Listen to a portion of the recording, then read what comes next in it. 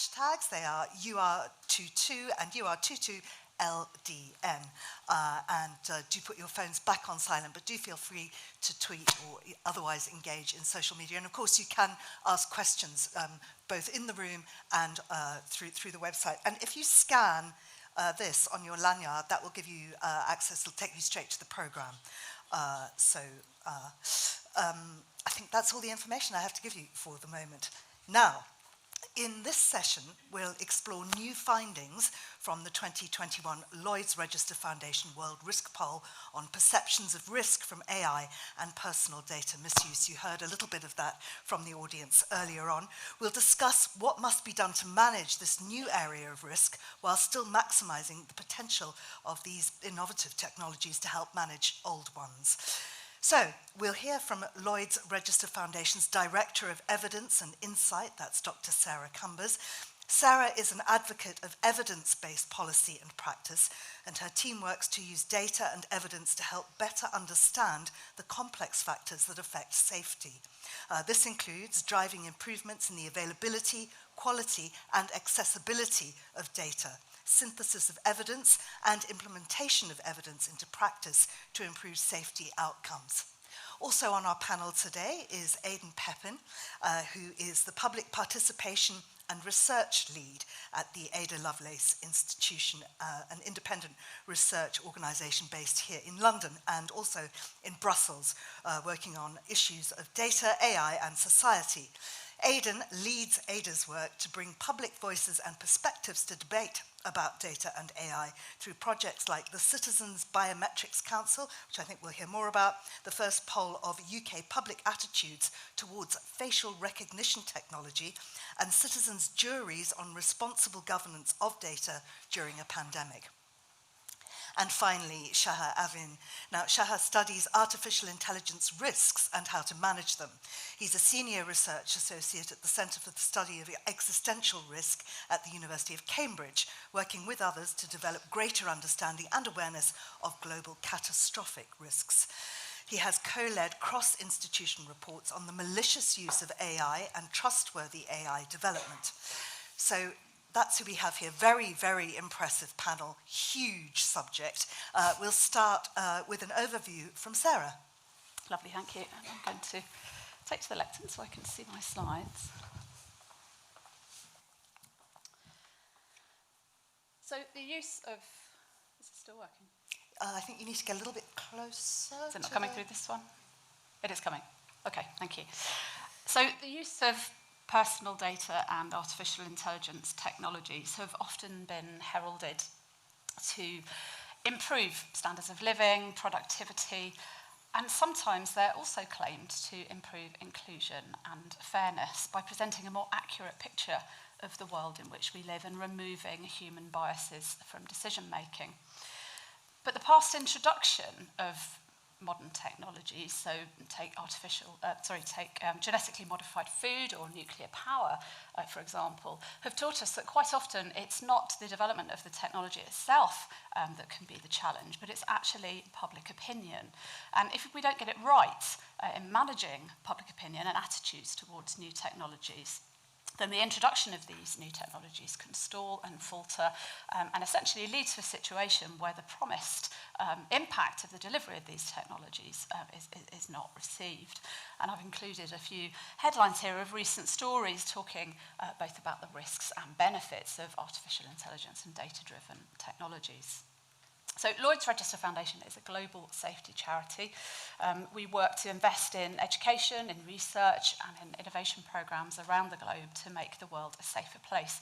And we've created a very unique and novel data set and a very large data set which gives us a very, very strong level of confidence in its findings that helps us to understand how people across the world think and feel about artificial intelligence and the use of their data when they're working online.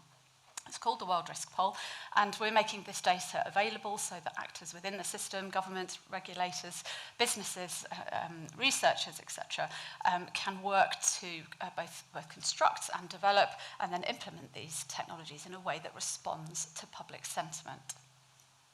So a little bit of information, background about the World Risk Poll, and you can see here polling undertaken, I think that was back in 2019 in Mongolia.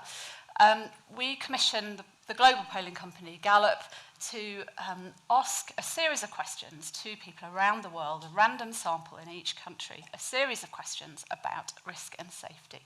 121 countries in 2021, 125,000 interviews, so that's about 1,000 in each country that were polled, but up to 3,000 in the countries with larger populations. And one of the most important things about the World Risk Poll is that this data is collected in places where little or no official data on risk and safety exists. And so we also polled in 2019, and so our first World Risk Poll report launched in July this year, A Changed World, looked at how risk and perception globally had changed, or perhaps hadn't changed, as you'll find out if you read the report, in the intervening years between 2019 and 2021, obviously COVID being the big factor there globally. And then our second report, A Resilient World, was launched in September this year, looking at the strengths and vulnerabilities of communities around the world from the perspective of their own individual resilience. And then our final report will be launched early in the new year on violence and harassment in the workplace in collaboration with the International Labour Organization. But I'm going to talk to you this morning about the results about artificial intelligence and about the misuse of personal data. And so this first slide here shows the response to the question, do you think that technologies that use artificial intelligence will help or harm people in your country over the next 20 years? And you can see that a large proportion of people, 39% in the green there, said that artificial intelligence would mostly help. However, you can also see that a significant proportion said that they felt that these technologies would harm. So almost 1 in 3 at 28% said that the technology would harm. And you can see that if you combine together the no opinions and the don't knows, the sort of greys and blues and blacks at the bottom, that also adds up to around 30%. So actually, sentiment about artificial intelligence is really quite equally balanced globally. However, that global picture masks really quite significant variation. And this map here shows this gradient of trust across the world. It shows the ratio within each of the individual countries coloured on those who say that artificial intelligence will mostly help versus those who think it will mostly harm. And you can see that in Eastern Asia, where Japan, South Korea, for example, and China as well, are on the very cutting edge of the development and the implementation of these technologies, the attitudes are much more positive, with a ratio of 4.4 there in Eastern Asia, compared to the low-income regions in Africa in particular, Eastern Africa, with a ratio there down at 0.4, so the darker pink being countries where sentiment is negative. So I mentioned the countries in Eastern Asia that are progressive in the rollout of artificial intelligence, but familiarity with the technology isn't the only thing that's driving perceptions. If you look at North America, over there on the left-hand side in the pale pink with a ratio of 1, America is also a leader in the development of these technologies, and yet actually opinion there it sits on the negative side globally. And just going back to Africa, in Eastern Africa, 51% of people said that these technologies would mostly harm. So a really high level of skepticism there in a number of low-income countries across the world. And what's the challenge associated with those high levels of skepticism? Well, I've already talked about some of the potential benefits that these technologies can bring, and many of you in the room will work in disaster risk management, for example, and will know the benefit of having applications that can be rolled out, early warnings, for example. But if people are not going to trust these systems, then they're not going to derive the potential benefit that they will bring. And so this is a really, really important issue, particularly in low-income countries where people also don't have the access to technology, so they're not getting the familiarity with these systems. So as part of the poll, we also asked about people's perception of the risk of their information being misused online. We asked about whether they thought their information might be stolen, whether it might be used by companies for marketing without their permission, and whether it might be used by government without permission. And you can see in 2 shades of pink there that a huge proportion of people globally are either very worried or somewhat worried about their data being misused in these ways. There's clearly a very significant issue here with the extent to which people globally feel that they can trust the systems where their personal data is being used. And we also asked, as part of the World Risk Poll, about people's experience of discrimination. And this was one of the most interesting questions that we asked on the poll, because when you start to look at the results of other questions against whether people have experienced discrimination, some very interesting, very shocking patterns start to emerge in terms of people's risk and safety experiences and perceptions combined with their experience of discrimination. And so you can see here these 3 series of graphs, and the gradients that you see from the green, where people haven't experienced discrimination, through the pink, where they've experienced one form, through to the dark blue, when they've experienced 2 or more forms of discrimination, and these increasing levels of mistrust. That 42% of people who haven't experienced discrimination are worried about their information being stolen online, rising to 54% of people who've experienced 2 or more forms of discrimination. So we also looked at the experience of discrimination against people's concern about artificial intelligence. And we find that at the global level, experience of discrimination very much galvanizes people's opinions about artificial intelligence and the risk of harm. So where people have experienced discrimination, they're less likely to say that they don't have an opinion about these technologies and more likely to say that they will either help or harm. But again, those global statistics mark some very interesting findings at a country level. And we see that in 16 countries globally, the increase in worry about harm from artificial intelligence rose by more than 10 percentage points if an individual had experienced discrimination. And 3 of those countries, Denmark, Norway, and Sweden, obviously based in the Nordics, where public perception generally is very, very positive about AI, and people are very positive about the potential of the technology. But if discrimination has been experienced, then that has a very significant impact on the way people feel about these technologies. So again, in terms of key takeaways, there's an issue here with vulnerable groups globally, and that vulnerability really leaving them very mistrustful about technologies that either use their personal data. Looking at another aspect of vulnerability, financial vulnerability, we find that income also plays a key role in people's attitudes to the use of personal data. And again, you can see this gradient here of increasing concern.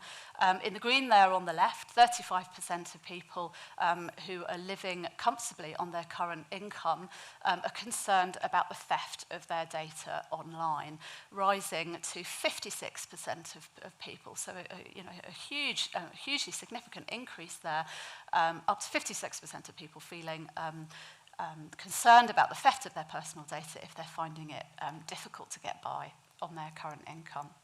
And so this trend that we see of increasing concern with decreasing disposable income is also seen for those other risks that we saw around data being used by marketing companies without permission and also used by governments without permission. And so what do these findings tell us? Well, artificial intelligence and the use of personal data are clearly very polarizing topics, and with certain demographics, we see that there are very high levels of skepticism. These technologies may be seen by vulnerable groups as perpetuating inequality and reinforcing discriminatory power structures, and essentially causing them more harm than good. what we've seen with other areas of the World Risk Poll is that that perception of risk can also cause harm in itself, because essentially these individuals are then excluding themselves from using these technologies and excluding themselves from the potential benefits that these technologies can bring in terms of social, economic opportunity. And so to address these risks, it's very clear that policymakers, businesses, and digital innovators need to work to construct, to develop, and regulate these technologies in ways that counter biases and rather than causing harm and amplifying biases. And it's also essential, and I think this is the really most important takeaway from today, particularly following the first session that we had led by Sense About Science this morning, that it's really essential that these actors work with vulnerable communities to give them confidence that they can use these technologies and programs in a way that's going to benefit them. And so my closing slide, just to encourage you to go and visit the World Risk Poll website. You can download our Digital World report and also the other two reports that I mentioned, the Changed World and also the Resilient World. If you're interested in disaster risk management, you will probably also want to have a look at our Interactive Resilience Index that enables you to look in a very granular way at the resilience of communities and individuals around the world. You can also download the full data set, and so the data set on artificial intelligence and misuse of personal information has just been added to the website within the last couple of days, so we encourage researchers to use that. The information is freely available. And if you have a really good idea for the way in which the World Risk Poll data can be used to influence the safety of vulnerable communities around the world on the ground, then please do get in touch, because we've also got a funding call that's open at the moment for £2.25 million, and we're encouraging applications, encouraging proposals for projects that will help to turn the World Risk Poll into action. And the final thing to mention, these beautiful visual snapshots. On the right here, the key questions about perceptions of harm for artificial intelligence and misuse of personal data. The one for China shown up there. We've got them for each of the countries that were polled, so you can download those and see how the responses might have differed from the global average in the country that you might be particularly interested in. Thank you very much. Thank you.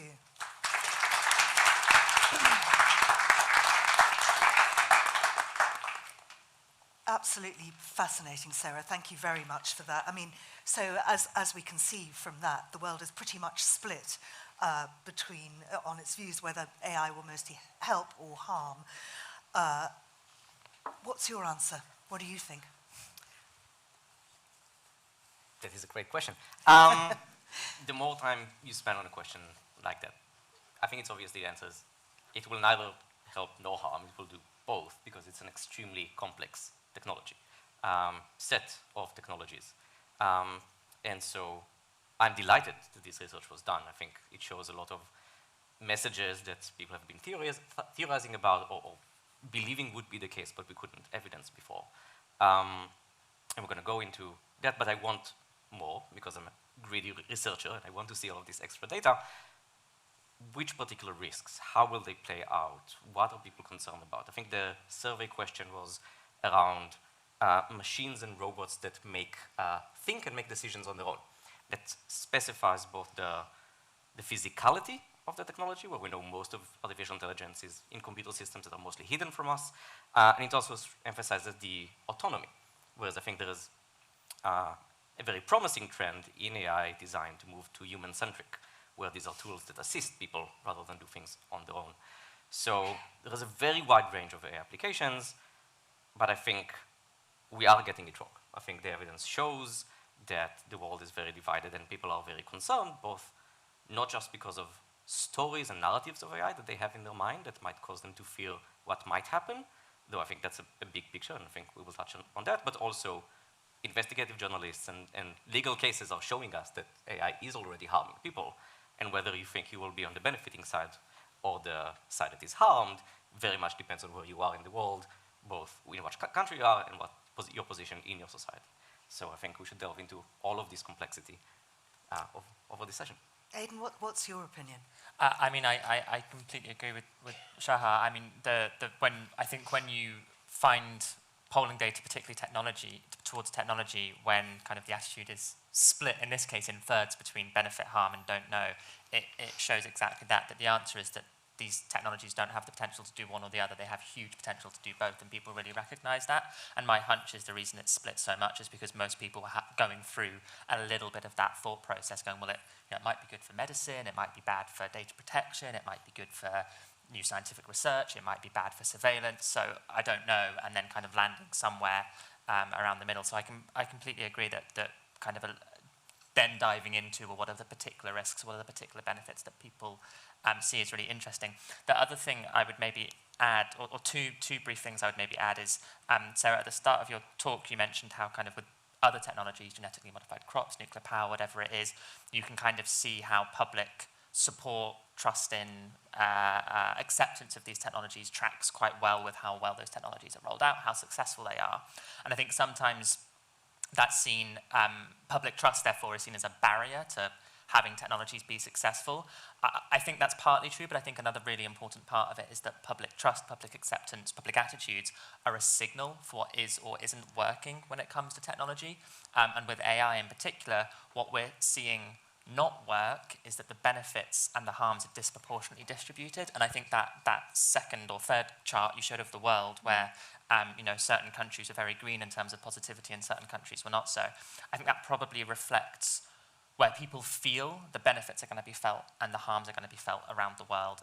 There's a sort of a sci-fi author and technology essayist called Cory Doctorow, and he has this concept of the bad technology curve. He uses a much stronger word than that, but I'm going to be polite, where he basically says that exact thing, that if you want to look at where the harms of technology are going to fall, look at where the most disadvantaged communities already are, and that's where you'll see the harms of technology. If you want to see where the benefits are going to be felt, look at where the most privileged communities already are, and that's where you'll see the benefits. And so I think we stand at a bit of a precipice with AI and data-driven technology, that it could go either way, and I think a lot of work is needed to make sure it goes such that these technologies benefit the people that most need it and not disadvantage them.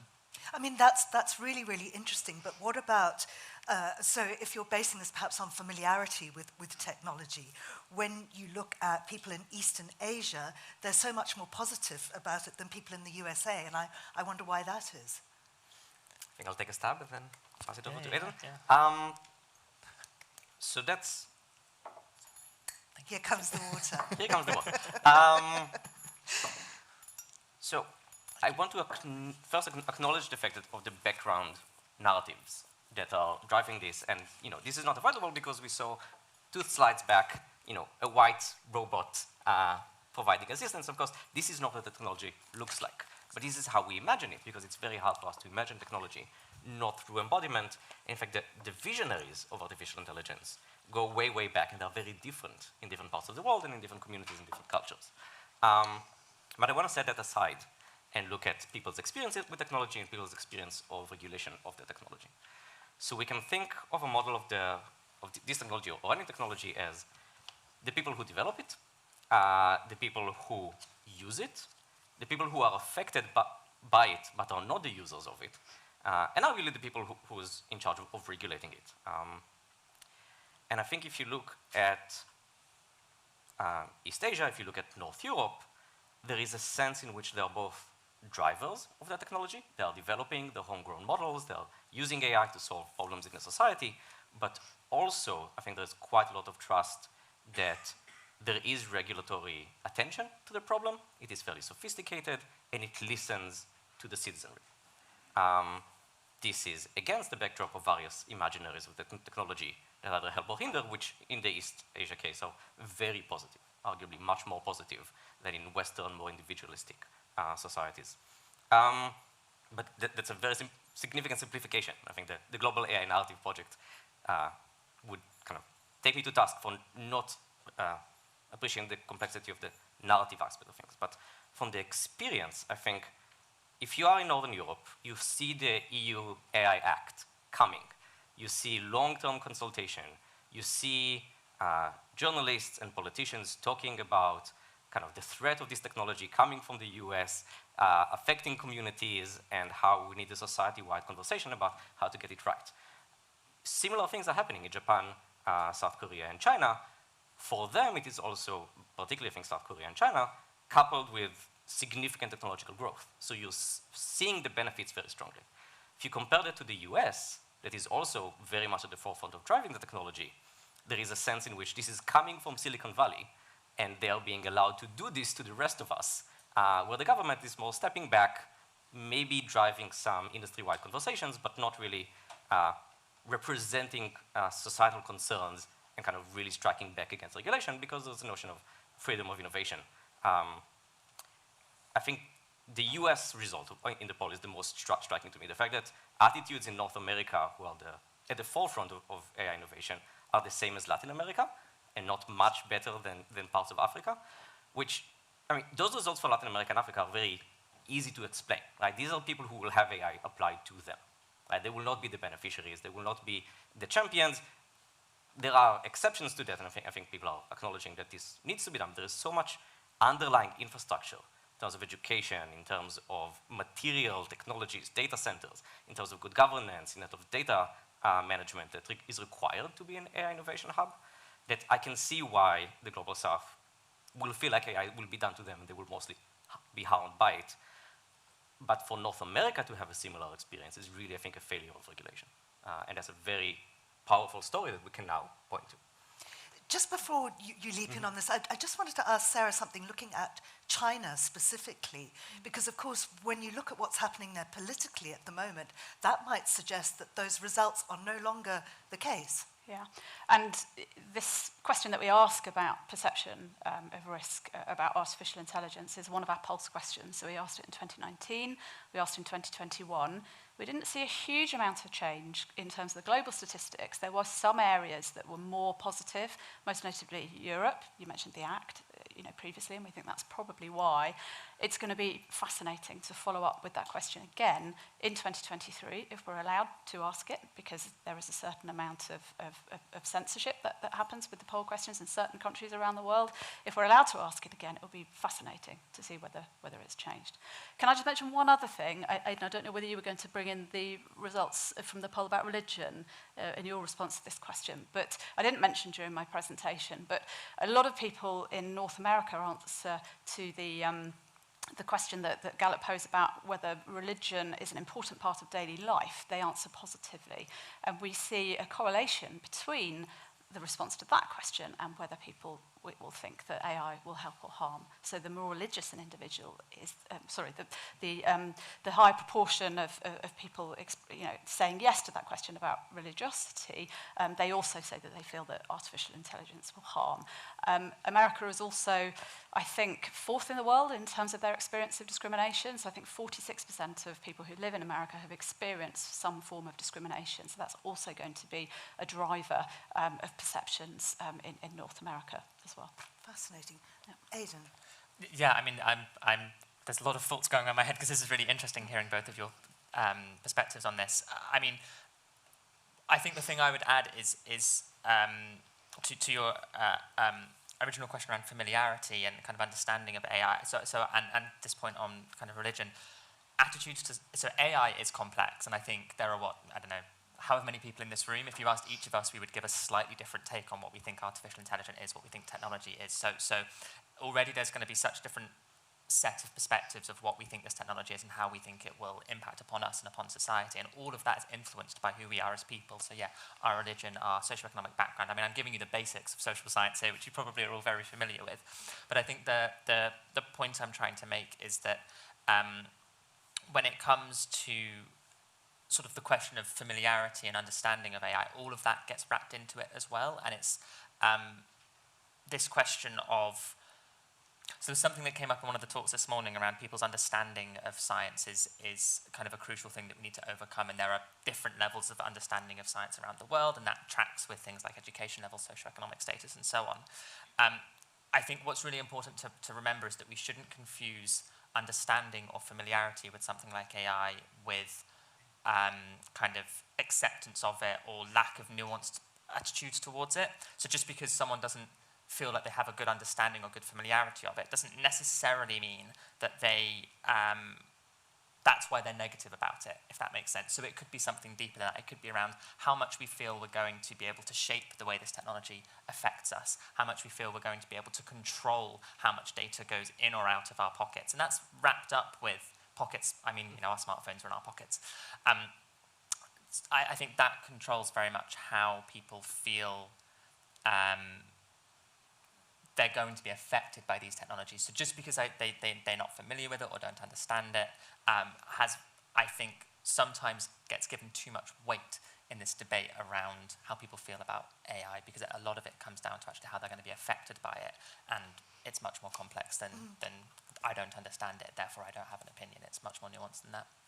I think we're probably all much more familiar with personal data and the misuse of personal data. And now, when we're so far into the internet age, this is still clearly a huge concern. Why are we getting it so wrong? Where are we going wrong? Would you like to go first?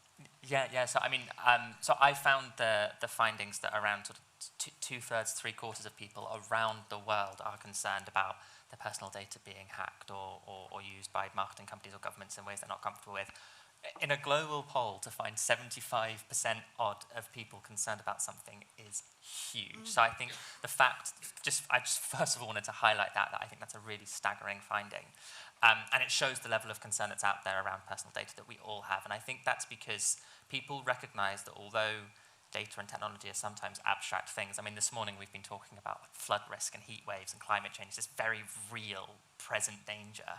AI and data can seem a little bit abstract, but I think people are really aware of the very real harms that come from discrimination, that come from surveillance through digital technology, that come from the increased concentration of power in the hands of a handful of companies, organizations, governments, in terms of their ability to shape our lives and wider society. So people, I think, are really waking up to the very real harms that can come from kind of the increasingly datafied society in which we live. And I don't know what we do about that, but I think it shows that until something comes along that can better regulate the kind of digital society, the digital infrastructure in which now kind of pervades the entire world and almost every society around the planet, until people are given more kind of confidence that data will be used in their best interests and in society's best interests and not in the best interests of corporate actors and shareholders. And until we have that, which we don't yet have, there are lots of good work going on around the world to try and create a better ecosystem. Until we have that, there will still be huge concern about the way digital technology influences our lives, and people will continue relying on it because they have to, but they will do so reluctantly and with great resignation about the fact that it might not be in their best interests to rely on these technologies despite the need to. Sarah, why does the experience of discrimination seem to impact both people that worry about personal data and AI? Well, if I'm honest, we don't know the answer to that question. It's one of the things that it would be very interesting to follow up with some further research. We quite often get these signals from the World Risk Poll, where we understand that there clearly is a correlation, but we don't understand why.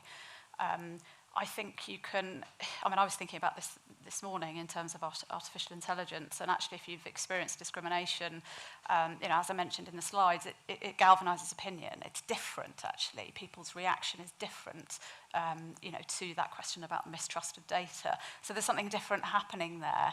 And again, we don't know which technologies people are thinking about. So this is one of the areas where you want to ask more questions, and in the next poll you want to go into deeper levels of granularity. I think the hardest job I have at the foundation is actually deciding which questions to include on the poll, because there's a huge pressure for space, and you really want to drive impact out of the data that you collect. I just encourage anybody with an interest in this to conduct some further research to help us all understand in a bit more detail. Yeah. In a moment we're going to come to you, both online and in the room, for your questions. But before that, just back to this idea of regulation, really, and what can be done. Sarah's presentation concluded by highlighting the need to develop and to regulate AI and other data-driven technologies in an equitable way that reduces rather than amplifies discriminatory bias, also in a way that protects at-risk groups, enhances trust, and so on. But how do you do that in practice? It's both an easy and a difficult question. I'll highlight it. There are some things that we know we need to do. It's just very hard to do them. I think Aidan can go into much greater depth in the complexities of how you engage communities, run citizen juries, and so on. But from the perspective of a developer, these are time-consuming, unpredictable, may significantly alter the way you're going to develop your product. Doesn't affect your margins very much because those communities are not the ones from whom you're making your profit. And your competitors are going to get to market faster if you insist on doing this and they don't. So there is a race to the bottom, which is why, even though we see very large companies expressing interest in engaging marginalized communities, having various ethics principles that say that they don't want to, that they want fairness and they don't want to amplify existing biases and so on, we're seeing very few cases where this is translated into actual practice. And where it is translated into actual practice and companies do take the hit on doing things more slowly and studiously, they realize that it's hard to do and those projects have a high failure rate. And their competitors go to market faster and put out a product that amplifies people's experience of being harmed and discriminated against by these technologies. So an enlightened regulator will come in and say there needs to be a floor that everyone needs to meet, backed by legislation. In the US, it might go more via taking companies to court and creating expectations in that way. It is not ideal, particularly if you think about access to justice and law by these marginalized groups. I think the EU is trying to address it through the EU AI Act, but there's a lot of questions about how that will go through in practice. It will have to go through the member states.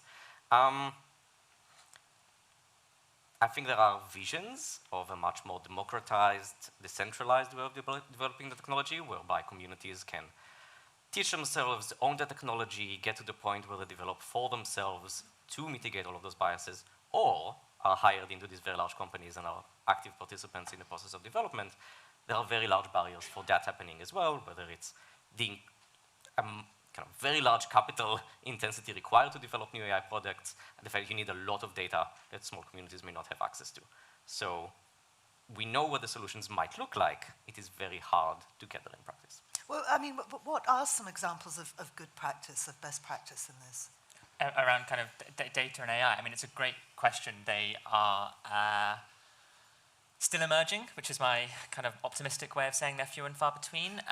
I think one of the things we have to remember is that we're talking about a relatively nascent industry and ecosystem. So yes, we've had kind of data protection law for several years now, and the idea of kind of information law goes back further than that.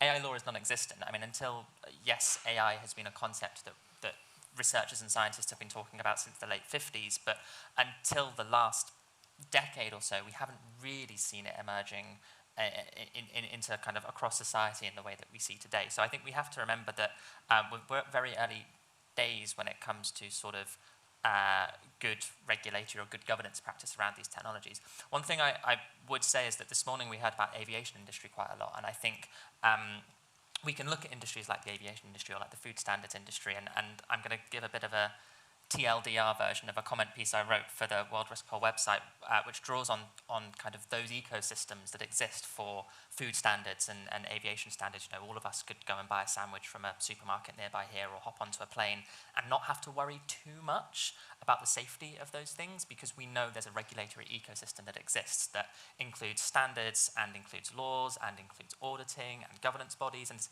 huge kind of machinery of governance that exists for those ecosystems. And it's not been perfect or plain sailing, and we heard this morning about how it's been through, unfortunately, disasters that the aviation industry has gotten to the level of regulation and safety that it has today.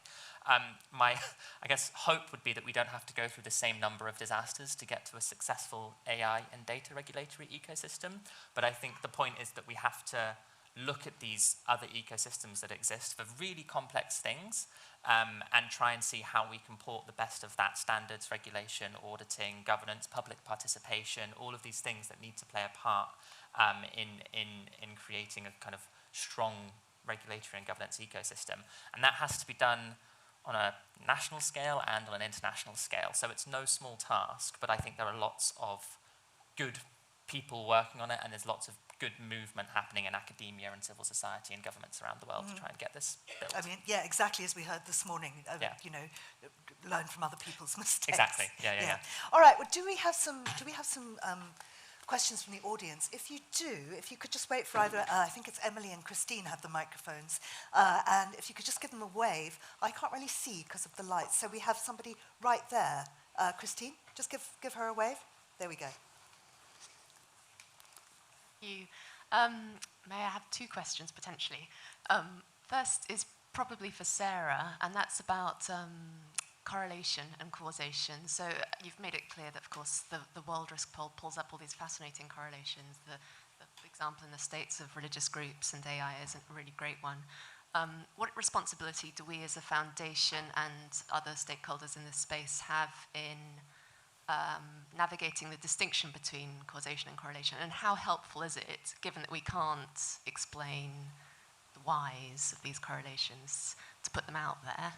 That's my first question. And the second, if we've got time, and it's fine if not, is about, given that, you know, a third of the world shows this concern, or half the world, around AI, which is absolutely alarming, what structures do we have for for supporting individuals' safety and risk in this space? And I'm thinking here of an article I read probably 10, 15 years ago about the future of labour unions being less about what they traditionally have done and being more about protecting workers' data and so on and so forth. So one example might be unions, but I was curious as to your thoughts on what other than legislation, what sort of bodies we have who could lead in this space. Thank you.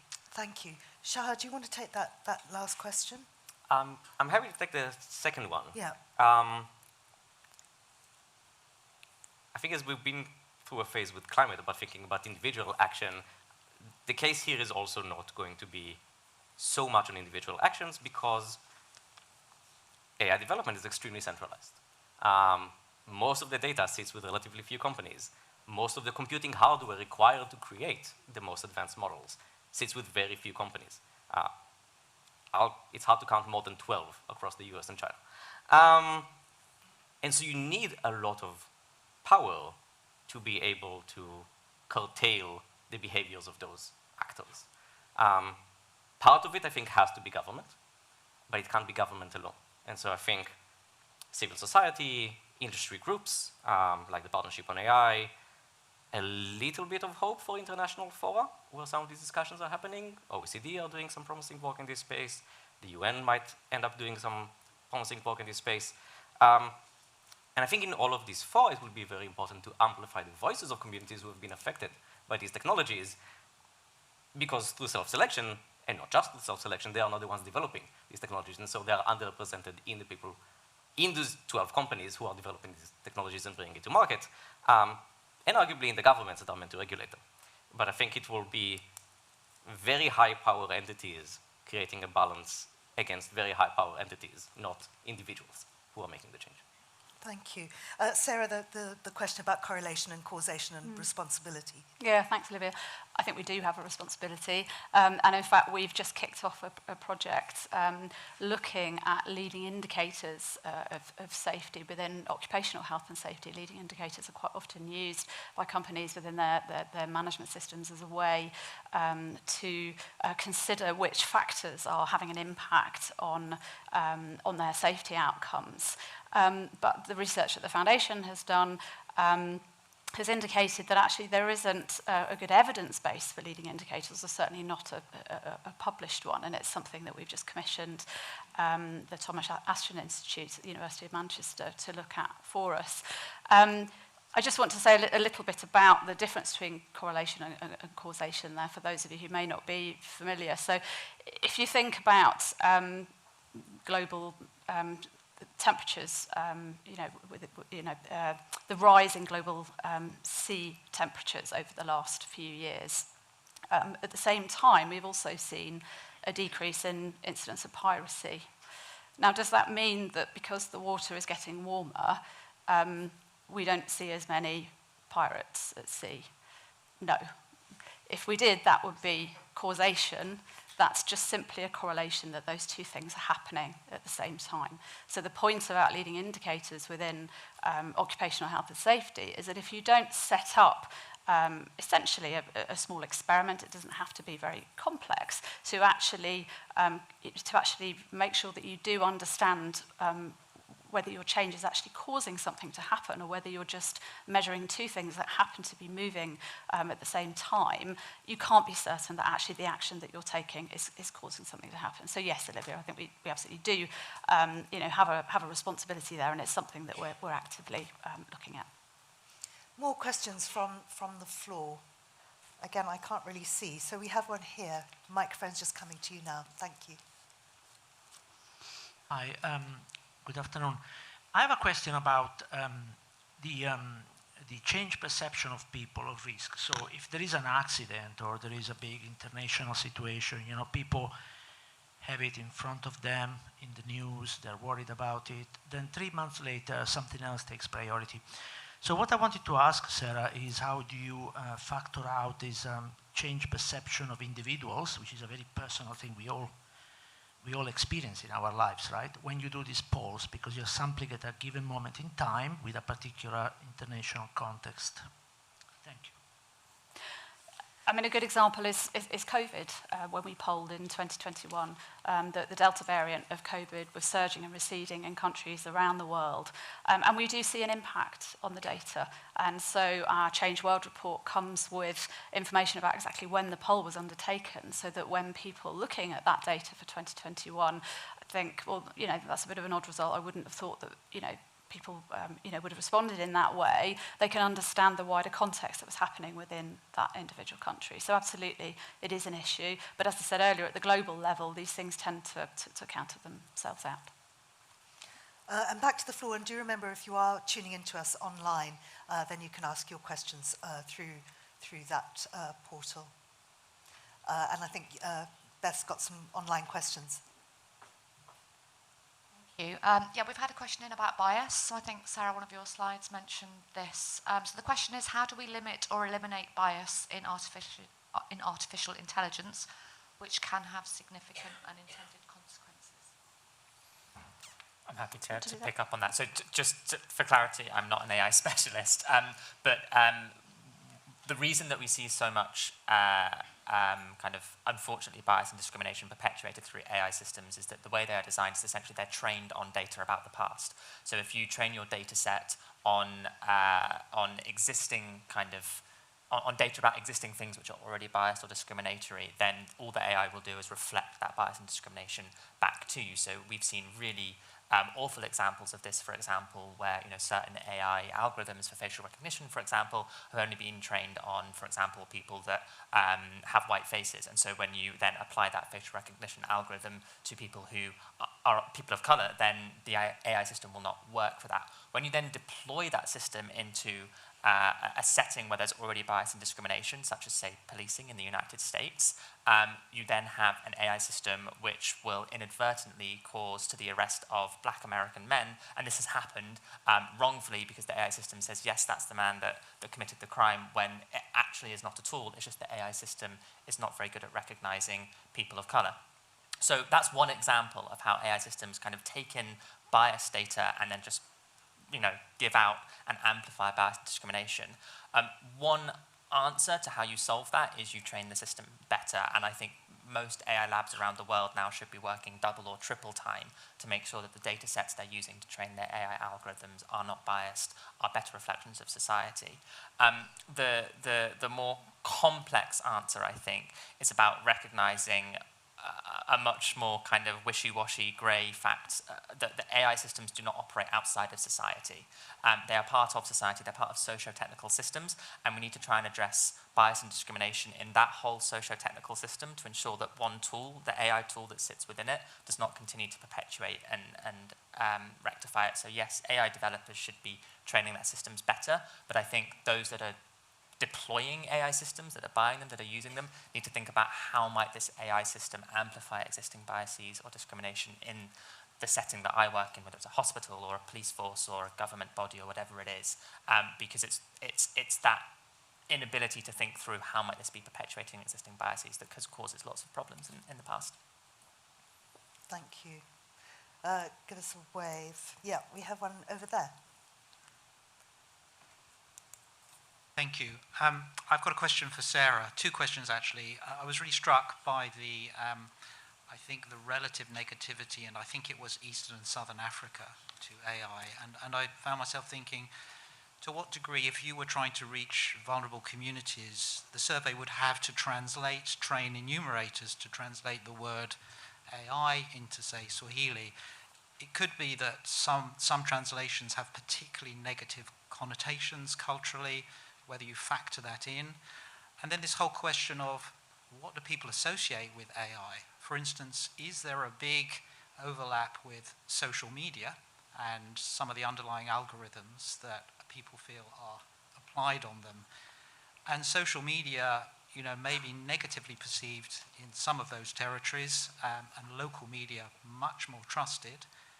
Whereas in East Asia, China, for instance, social media may be perceived to be an outlet for freedom of expression. So on those two issues of translation of the surveys and where does social media sit in the associations of the surveyed in terms of AI, would be great to have your feedback on. Thank you. So on the first question around translation, I mentioned that we're just setting the questions for the 2023 poll, and our deadline for that's coming up the end of this month. I think it won't be until March next year that Gallup actually go into the field with the questions, and that's because most of that time is taken up with translation. And so they have teams around the world that they work with to make sure that actually cognitively what they're asking is the same in different languages around the world. And so it's one of the reasons that we contract Gallup, who are experts in international polling, to do this work for us, so that actually we can be sure that when we get the data through, that people have interpreted the question in the same way. That said, in terms of where social media sits, I mean, we've all talked about and recognised the fact that actually when you talk about artificial intelligence to people, they will be thinking about different things. So we simply don't know. But again, you're absolutely right. It's going to have an impact on people's responses to that question in different places around the world. Their cultural context is going to impact on how they answer. We've probably got time for one or possibly two more. And we have one up there. The microphone's just coming to you from that side. Thank you.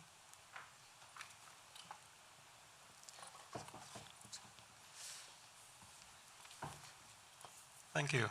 I'm Charles from University of Westminster. I'm specializing in cross-cultural research, so I have one question. By the way, thank you very much for downloading the data. I just had a look at the data.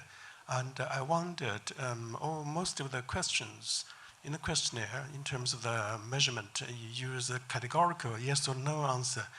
And for me, because I plan to use your data actually to develop research project, and that gives a lot of limitation in terms of especially we talk about a causality, causal model prediction. And I wonder, maybe is it a bit challenging because you got so many countries, the whole world, and whether that might be a potential difficulty. I wonder whether in the future that could be using kind of a like a scale interval measurement, then we can make the maximum use of the data to possibly produce some predictive models. Thank you. Yeah, thank you. Again, I mean, it's great to hear that you're interested in using the data. I'm very happy to have a conversation afterwards about that. It's a question of space, that if you use something like the Leica scale, it can take a minute to ask a question that otherwise would take you perhaps 20 seconds. And then obviously if you're asking a question that's taken 20 seconds, you can do 5 of those within a minute. And, you get 5 answers that may not be quite as good as they would have been if they'd have been on the Leica scale, but at least we get the coverage. So it is a balance. Some of our questions do have a much more granular response, but, those are the ones that we're really investing in heavily in terms of the amount of time that they take up on the poll. Yeah, just here, and I think that will be our last question. Just give Emily a wave. There we go.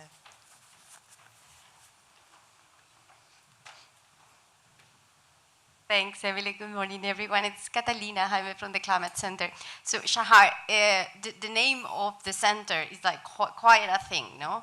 What are the existential risks that you study within AI? No, because we have talked about the risk in general, but what is what you are more worried about? Thank you for that question. So,